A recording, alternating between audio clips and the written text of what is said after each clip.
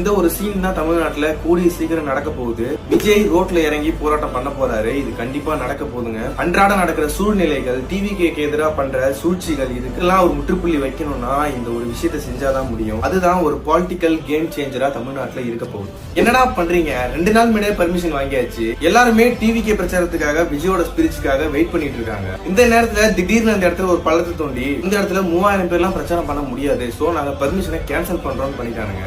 இதெல்லாம் சம்திங் சினிமால வரும்ல, அந்த அரசியலை விட பல மடங்கு பயங்கரமான அரசியல் நம்ம ரியல் லைஃப்ல ரியாலிட்டியில நடக்குதுங்க.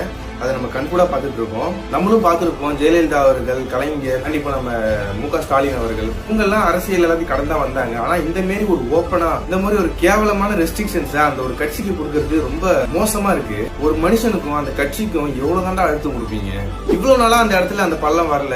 நாளைக்கு பிரச்சாரம் ஆரம்பிக்க போறாருன்னே அங்க ஒரு பள்ளத்தை தோண்டி அங்க எல்லாத்தையும் கூட தடுத்து முடிச்சிட்டாங்க. இது ரொம்பவே ஒரு கேவலமான செயலுங்க. இது அப்பட்டமா எல்லாருக்குமே தெரியும் இது யார் பண்றான்னு.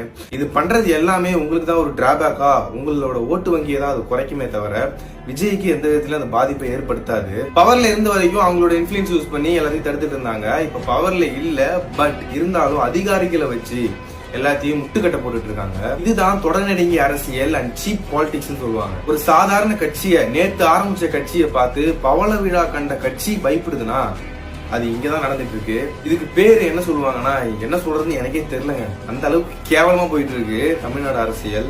இதுக்கெல்லாம் ஒரே முடிவு என்னன்னா, விஜய் ஒரு தனி மனிதர் தான். அவருக்கும் இந்த இந்தியாவில எல்லா ரைட்ஸுமே உண்டு. அவரு ரோட்ல இறங்கி நானே தனியா பிரச்சாரம் பண்றேன்னு இறங்கி பண்ணாதான் உண்டு.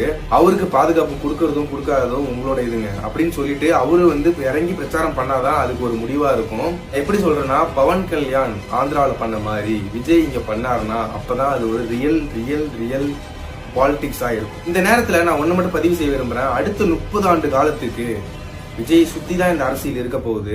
ஒன்னே விஜய் எதிர்ப்பு, இல்லைன்னா விஜய்க்கு ஆதரவு. இப்படிதான் இந்த ஒரு அரசியல் களம் அடுத்த 30 ஆண்டு காலத்துக்கு இருக்க போகுதுங்க. நன்றி.